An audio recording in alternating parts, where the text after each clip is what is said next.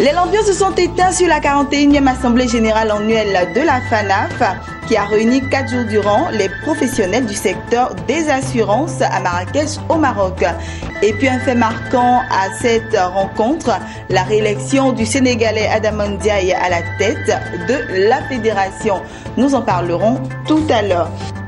Et puis nous irons dans l'univers des artisans vanniers, ces jeunes qui confectionnent des objets ménagers à l'aide de rubans de plastique recyclés. Voici pour le sommaire. Bonsoir à tous et bienvenue au journal de Business 24 Africa. Les lampions se sont éteints sur la 41e Assemblée Générale annuelle de la FANAF. Je vous le disais à l'instant, qui a réuni 4 jours durant à Marrakech au Maroc plus de 1200 professionnels du secteur des assurances. L'un des rendez-vous des conclaves de Marrakech, c'était l'élection du président de la FANAF. Sans surprise, le Sénégalais Adama Ndiaye a été réélu à la tête de la fédération pour un nouveau mandat de 3 ans. Son nouveau mandat, Adama Ndiaye compte le placer sous le sceau de la confiance retrouvée entre régulateurs et assureurs. Jean-Charles Sibaï et Soro Chelina. Est déclaré président de la FANAF pour les 3 prochains exercices, Monsieur Adama Ndiaye.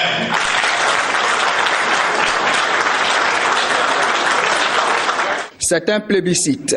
Le Sénégalais Adama Ndiaye a été reconduit par acclamation à la tête de la FANAF à l'issue de la 41e Assemblée Générale qui a baissé ses rideaux ce jeudi à Marrakech, au Maroc. Pour le président réélu de la Fédération des sociétés d'assurance de droit national africaine, beaucoup reste à faire, notamment restaurer la confiance rompue entre régulateurs et assureurs.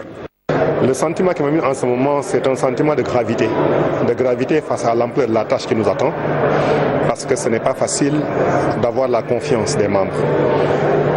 J'ai été particulièrement touché par le plébiscite, parce que nous avons nos règles statutaires qui parlent de vote, et nos membres, de façon souveraine, ont décidé de nous élire par acclamation. Et c'est dire qu'ils sont satisfaits du travail que nous avons fait au cours des 3 prochaines années. Des choses qui sont perfectibles. Et nous pensons que c'est le lieu aujourd'hui de travailler la main dans la main pour bâtir un secteur des assurances qui soit fort, qui soit visible, qui soit respecté en Afrique. Et pour cela, le principal levier, c'est la réglementation et la supervision. Jusqu'à présent, et vous l'avez bien remarqué, le perçu de la supervision est très négatif. Parce que nos membres ont l'impression que c'est de la répression. Nous avons un formidable challenge consistant à faire en sorte que le contrôle ne soit pas simplement juste, mais qu'il puisse également apparaître juste. Apparaître juste dans sa démarche, apparaître juste dans ses conclusions, apparaître juste dans ses moyens d'action. Et c'est un gros challenge que nous allons essayer de mener en interne avec la collaboration de tous nos membres.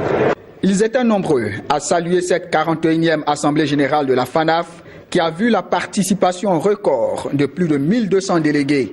Vous savez, cette 41e Assemblée Générale de la FANAF regroupe environ 1300 participants.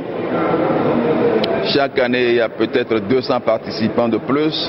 Ça veut dire que la FANAF aujourd'hui est devenue une grande messe, une grande rencontre qui regroupe non seulement les spécialistes des questions d'assurance, mais également des spécialistes des questions de monnaie, des spécialistes des questions d'ingénierie financière, des spécialistes de tout, dans tous les domaines. Donc c'est une grosse manifestation et je pense que nous devons féliciter le comité exécutif de la FANAF et féliciter son président qui fait beaucoup de choses pour que la FANAF puisse être véritablement ce cadre qui accueille donc les investisseurs, qui encadre les compagnies d'assurance. Je crois que cette rencontre est la plus belle et la plus grande messe que les assureurs africains aient imaginée pour l'avancée de notre profession et surtout pour cet échange que nous avons maintenant avec le Maghreb, parce que au niveau de l'Afrique subsaharienne, nous avions déjà ces échanges au niveau de la CIMA, et maintenant que le Maghreb vient de plus en plus renforcer notre économie, il était vraiment temps que nous venions aussi ici porter notre voix pour que cet échange qui est au départ sud-sud, mais qui va porter nos voix bien haut dans la profession, cette belle profession qui est la nôtre. Joli centre touristique, et puis j'apprécie beaucoup la qualité de l'organisation. Les choses sont assez bien faites ici. Les lampions de la 41e Assemblée générale de la FANAF se sont éteints à Marrakech. La prochaine Assemblée générale de la FANAF aura lieu en février 2018 à Kigali, au Rwanda. Voilà, parlons d'autre chose à présent. La session high-tech group de l'Université méthodiste de Côte d'Ivoire a un nouveau président. Son nom, Nassira Noura Keïta, étudiante en 2e année de licence à la faculté des sciences économiques et gestion. Plébiscitée par le bureau sortant pour un mandat de 2 ans renouvelable une fois, elle entend poursuivre l'œuvre de son prédécesseur, à savoir organiser des formations pour faire face aux défis des nouvelles technologies et faciliter ainsi l'insertion socio-professionnelle de ses membres. À la tête d'un bureau composé de 25 membres, Nassira Noura Keïta a désormais la responsabilité de traduire en actes les idéologies d'High-Tech Group au sein de l'Université méthodiste de Côte d'Ivoire. Pour ce premier mandat de 2 ans, cette étudiante en 2e année de licence à la faculté des sciences économiques et de gestion a plusieurs projets dans son plan d'action, des formations, des sorties détente, des visites en entreprise et une soirée gala. Je suis très heureuse d'être la présidente en ce jour. Je remercie les étudiants d'avoir porté leur choix sur ma modeste personne. J'espère faire plus que le président de l'année dernière pour que les étudiants soient fiers de moi. La nouvelle présidente a été investie en présence de ses condisciples, des parents et membres du bureau national et international d'High-Tech Group. Ils sont venus être témoins de cet événement. Nous essayons d'encadrer ces différents bureaux, des différentes grandes écoles implantées. Nous essayons de leur inculquer cette valeur, de susciter en eux cet esprit de créativité d'entrepreneuriat. High-Tech Group au bureau national essaie d'être un pont entre les étudiants et les entreprises. Donc nous constatons généralement que l'entreprise est un mystère au niveau des étudiants. Donc nous essayons d'élever cette barrière-là en organisant des activités à caractère éducatif avec les différents chefs d'entreprise et toutes institutions nationales et internationales pour être au contact de ce monde-là, pour faciliter l'insertion socio-professionnelle de nos étudiants. Créé en 2007, High-Tech Group est une structure apolitique regroupant des étudiants et professionnels. Son objectif constitue une plateforme de rencontres, d'échanges et de formation dans le but de faire face aux défis des nouvelles technologies et faciliter l'auto-formation de ses membres. En plus de la Côte d'Ivoire, High-Tech Group est aujourd'hui implanté au Burkina Faso, au Maroc, en France, aux États-Unis, au Canada, en Italie et en Inde. Voilà, c'était le reportage de Lawani Babatunde et Lignon Gilbert. Poursuivons toujours ce journal. Là, cette fois-ci, faisons incursion dans l'univers des artisans vanniers.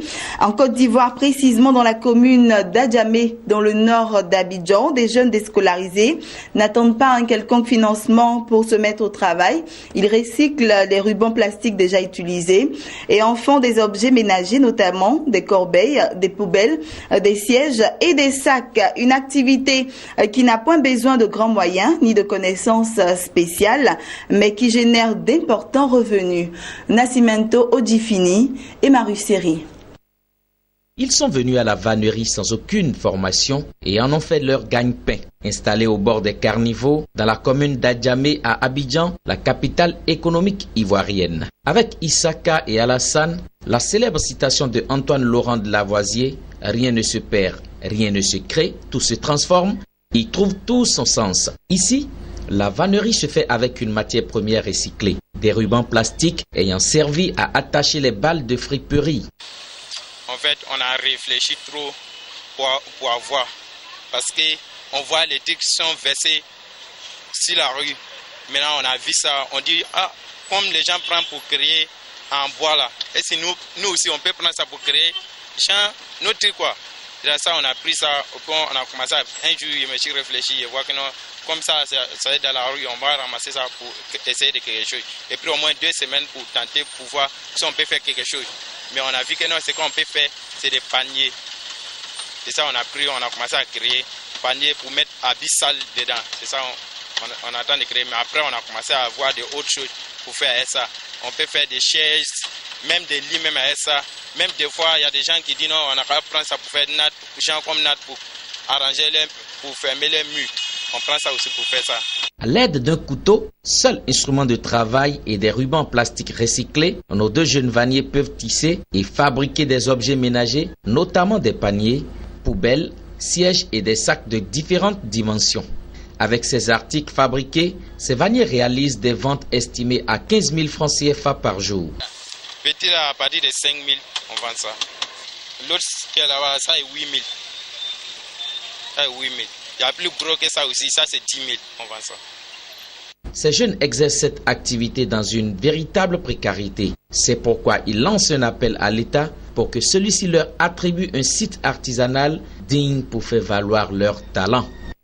Et on termine avec cette information en bref et en images. L'espoir d'un accord de partenariat économique entre l'ensemble des 6 pays de la communauté économique et monétaire de l'Afrique centrale, CEMAC, et l'Union européenne est éteint. C'est ce qui ressort de la 31e session ordinaire du Conseil des ministres de l'Union économique de l'Afrique centrale, réunie du 14 au 15 février en Guinée équatoriale. Le document précise que le Conseil des ministres a pris note de ce qu'une position commune des États de la CEMAC sera exprimée au cours de la réunion du comité ministériel des négociations de l'accord de partenariat économique COMINA prévu le 3 mars 2017 à Douala, au Cameroun.